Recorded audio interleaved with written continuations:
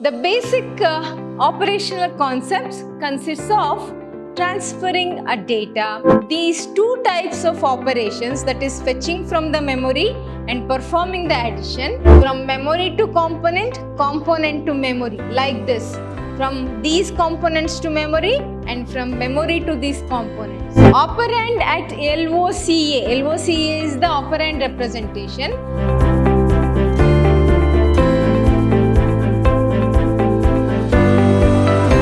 Hello students, welcome to the next session of Digital Electronics. I am Dr. Soumyashree from Department of Computer Science, Vidyashram, First Grade College.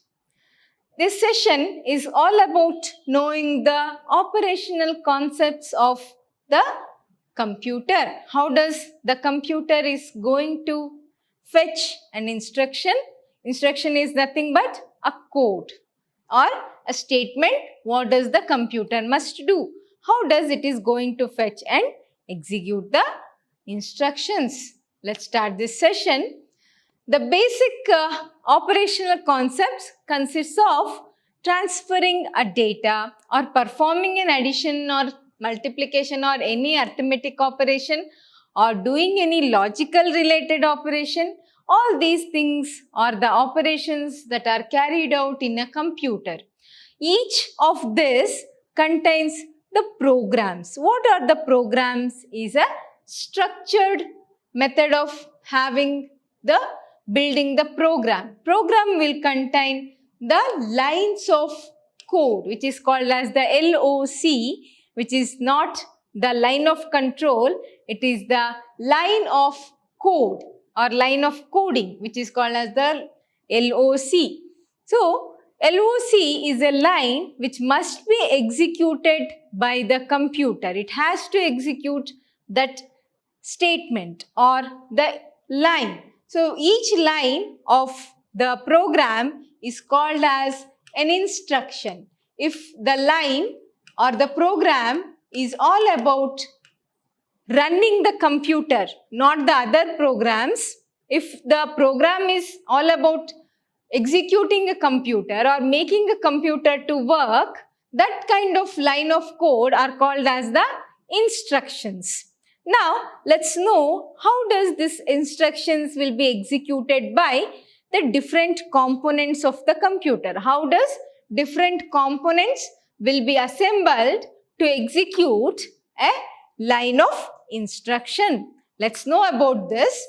To perform a given task in an appropriate program, it consists of list of instruction. As I said, it consists of the set of instruction. There will be multiple instructions which is stored in the memory. Those instructions are not newly created but will usually be stored in the memory, and we are going to access those memory to execute an instruction.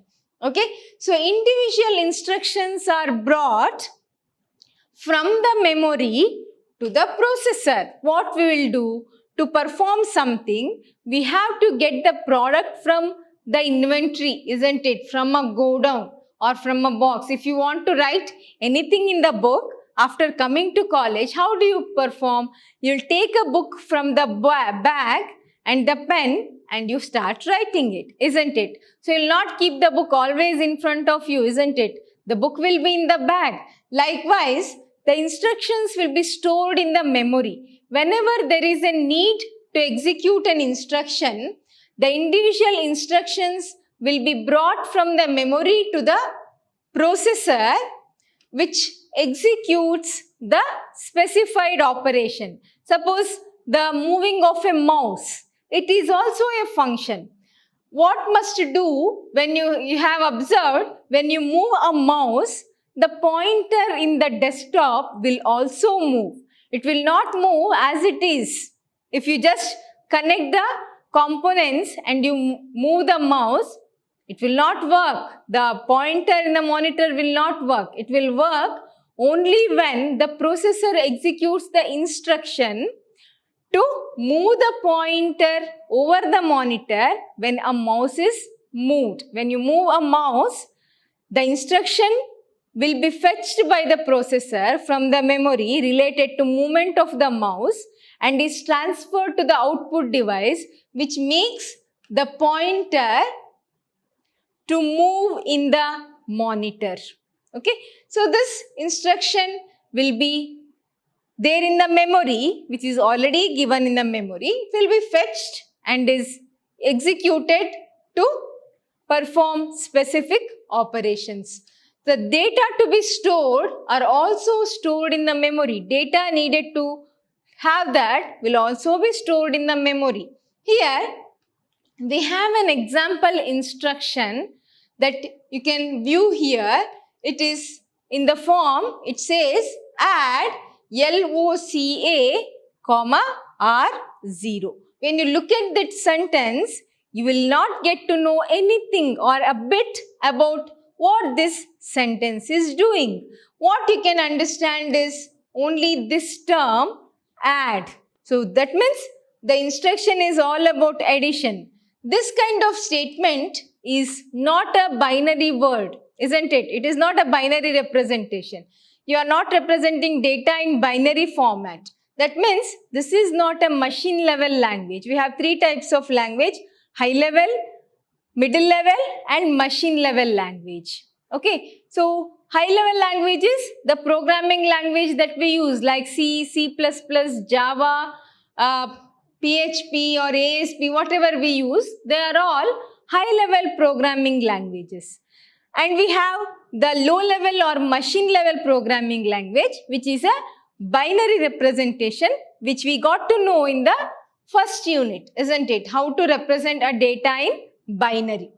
And we have a middle level or the intermediate language, which is used in the instruction execution, okay, in the system softwares or softwares which are used for running the computer are called as system software. These system softwares instructions will be represented in the form of middle level language. They are called as the middle level language.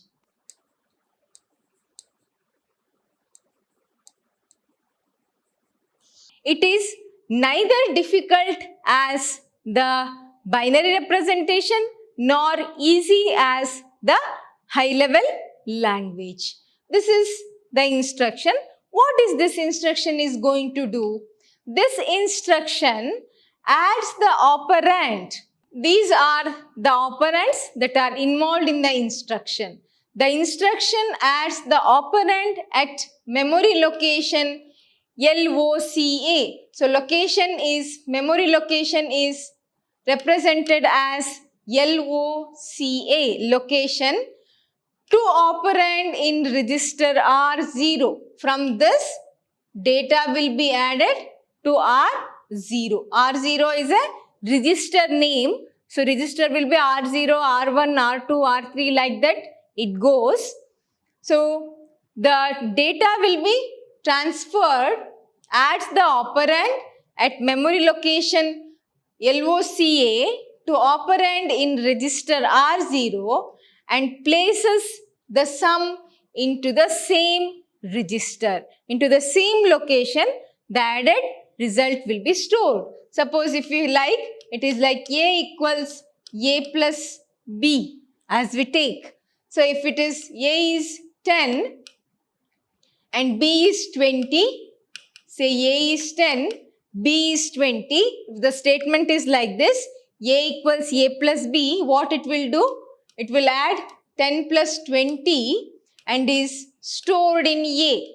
Now A will have the value 30, isn't it? In the same way, the add LOCA, R0 will add the contents of the register, contents of the memory location LOCA to the register R0. This instruction requires the performance of several steps. This is not as simple as I explained here. It takes so many steps to perform this operation. How does it is going to perform? First thing is, first the instruction is fetched from the memory into the processor. First step is fetching the data from the memory. Instruction will be fetched, that is add LOCA, R0 will be stored in the memory, that is the ROM, and will be fetched by the processor. The next step is operand at LOCA. LOCA is the operand representation, is fetched and added to the contents of the register R0. So it added to the contents of R0. Finally, the resulting sum is stored in the register R0. You are going to store the contents again to the R0. So these locations are called as the source operand and the destination operand. So we have the instruction add LOCA R0. The LOCA is called as the source operand and R0 is called as the destination operand.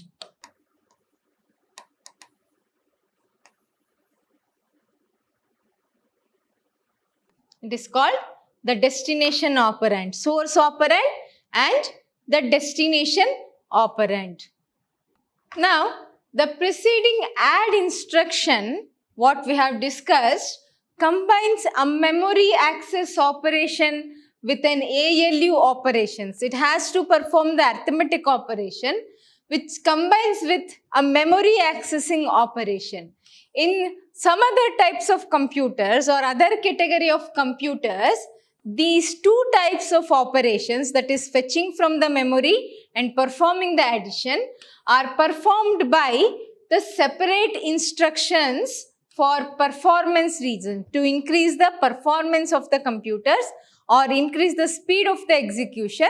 Two separate instructions can be used, which are like this: load LOCA, R1, this is one instruction, and add R1, R0, this is another instruction we use. Okay, the transfer between the memory and the processor are started by sending the address. First you need to get the send address of the location, isn't it?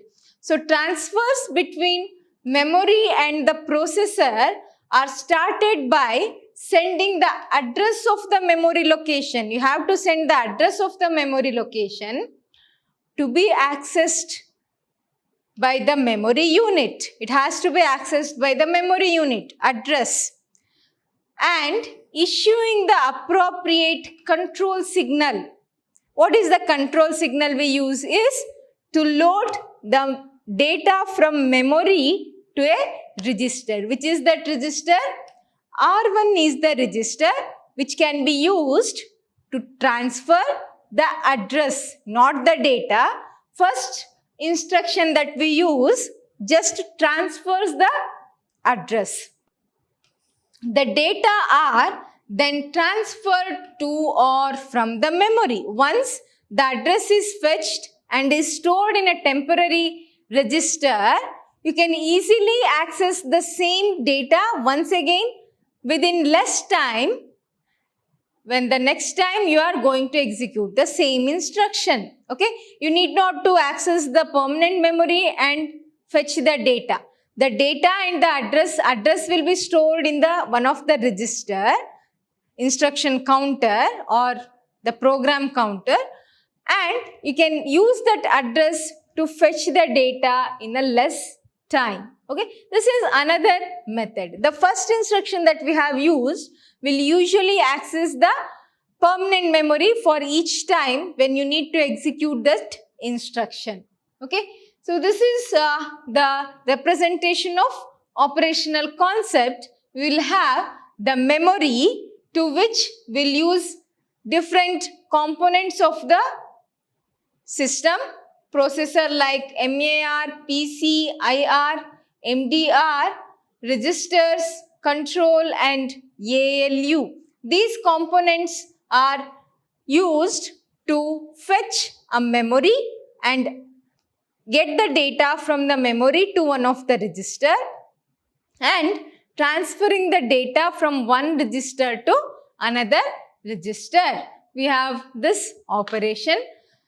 The diagram what I have shows how memory and the processor can be connected. If you look at the diagram once again, you will get to know that they are bidirectional. Bidirectional means the data can transfer between both the components, from memory to component, component to memory, like this. From these components to memory and from memory to these components and memory to register. There is a bidirectional transportation of the data and the address between the memory and the peripheral components. Okay.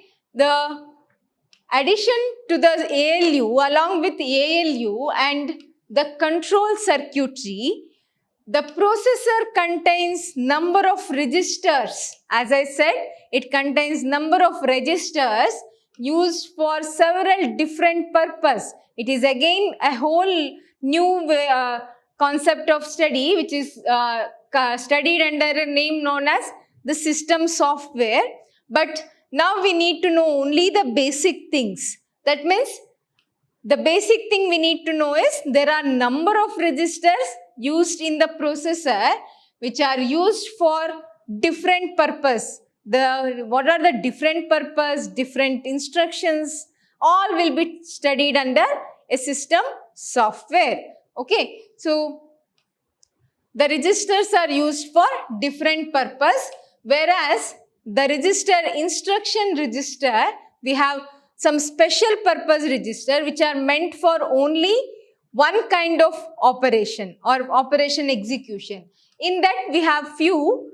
First is the instruction register. So the instruction register holds the instruction. It holds the instruction that is currently being executed. Which is executed first? Suppose if the load instruction is executing first, that address of that instruction will be stored in the instruction register. It is not the instruction it is holding, it is the address of the instruction it is holding. Its output is available for the control circuits. It will be available to the control circuits which generates the timing signals from which the instruction has started, when the instruction has to end. These timing signals will be provided by the various control circuits that control the various processing elements in the execution of the instruction. So the control will control the processing elements which are used for execution of an instruction. Then we have the program counter or the PC. It is known as the PC or program counter. As the name itself indicates, program counter is counting, isn't it?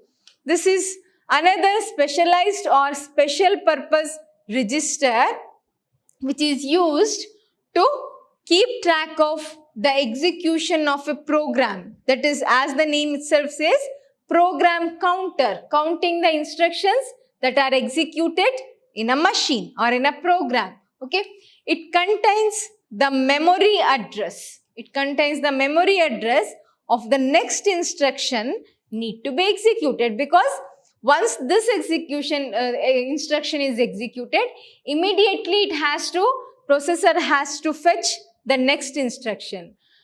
Suppose if you don't have anything to store the next instruction, each time the instruction is executed, next instruction has to be fetched again from the memory and has to access the data and perform all these tasks repeatedly for each of the instruction. Now we have this facility of using the program counter which holds the next instruction which is to be executed. If the processor knows next instruction what must be executed, it can easily fetch the address of the instruction from the memory and can execute that instruction in very less time. Okay, so the program counter stores the address of the next instruction that is to be fetched from the memory and executed. Okay. Besides these instruction register and program counter, there are n number of general purpose registers that are used from R0 to Rn minus 1. So that much registers will be there for general purpose usage. Okay. Then we have other two registers which facilitate communication with the memory. What are those? First thing is the MAR, that is the memory address register. The memory address register holds the address of the location which has to be accessed, address of the location. Then we have memory data register. It contains the data to be written into or read from the address location. MAR stores the address. The data within that address will be stored and fetched by the memory data register. Then we have the operating steps. What are the different operating steps we can follow in a computer? The operating steps, how does the instruction is going to be executed in the PCI or the entire component of the computer? The first step is program resides in the memory and is usually get these through the input-output units. Usually we give the instruction from out of the input unit to execute an instruction.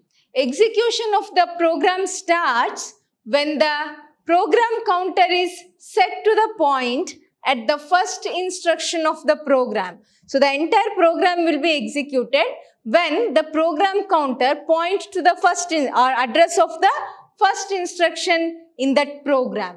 The contents of the program counter are transferred to memory address register and the read control signal will be sent to the memory to read that data. After the time required to access the memory elapses, when the time duration ends, the address word is read out of the memory. It will be read from the memory and loaded into memory data register. The data will be loaded to MDR. The next step is now contents of MDR are transferred to instruction register or IR, and now the instruction is ready to be decoded and executed. Now it will be decoded and is ready to execute. What is the next step you can take? If the instruction involves an operation by the ALU like arithmetic operations or logical operations, it is necessary to obtain the required operands. You have to get the required operands again from the memory. Along with the instruction, you have to get even the operands like load LOCA R0. You have to, along with the address, you have to get the operands also. An operand in the memory is fetched by sending its address to MAR. So anything related to address will be dealt by only the MAR, and it initiates a read cycle to read the data in the continuous or contiguous memory locations. There will be continuous memory locations. The data in all those locations will be accessed by the MAR. The next step is when the operand has been read from the memory, when the operation is finished and is loaded into the MDR, it is transferred from MDR to the ALU for the addition. The load will be done by MDR and MAR. MAR will load the address of the LOCA and R1. Next we have the add instruction, isn't it? So add R1, R0. For this instruction, it must go to ALU because addition will be done by the ALU. Before that, we don't have the operands. We have to fetch the operands back from the memory. Once it is fetched from the memory, the data will be transferred to the ALU. What is the next step? After 1 or 2 such repeated cycles, after getting the cycles, the fetch cycle is over, the ALU can perform the desired operation, the add operation or any arithmetic or logic related operation will be executed by the ALU. If the result of this operation is to be stored in the memory, it needs to be stored in the memory, the result is again sent to MDR, that is the memory data register. Along with that, address of location where the result is stored is sent to the MAR. The instruction will store the data into the memory. Where does the result is stored? That address will be sent to the memory address register and a write cycle is initiated because we have given the address. Now it is the responsibility of the MAR to write the data into the memory. Storing the data into the memory is called write operation. Fetching the data from the memory is called as the read operation. Read operation will be done first. Once it is processed, the write cycle will be executed, initiated, and the data result will be stored back into the memory. And then the contents of the PC program counter are incremented so that it points to the next instruction that is to be executed. The next instruction which has to be executed will be pointed by the program counter. It stores the address of the next instruction which needs to be executed. Okay. So the normal execution of a program may be preempted, that is temporarily stopped or halted if some devices require urgent servicing. If there is any extra instruction which comes to the processor which has highest priority, which is an urgent task, the current execution will be preempted or halted and the urgent job or the emergency job will be executed. The emergency job will generate an interrupt signal. Interrupting is holding the normal execution. You are interrupting, that means you are coming in between, isn't it? Here also the new instruction or the new job will interrupt the current execution, the present execution of an operation, and continues with other operation. An interrupt is a request signal from one of the IO input or output device for service by the processor. So it creates an interrupt signal. The processor provides the requested service by executing the appropriate interrupt service routine. So it stops the current execution and continues with the next that execution. Once that is finished, again comes back to the previous instruction. The diversion may change the internal stage of the processor. Its states must be saved in the memory location before interruption, where the execution has stopped. That location will be stored, and once the interrupt routine service is completed, once that service is completed, the state of the processor is restored back so that the interrupted program may be continued. The instruction that have stopped in the middle, in the intermediate level, will be continuing with the execution. This is about how the components of the computers are interconnected and are working together to execute an instruction in the computer. Thank you.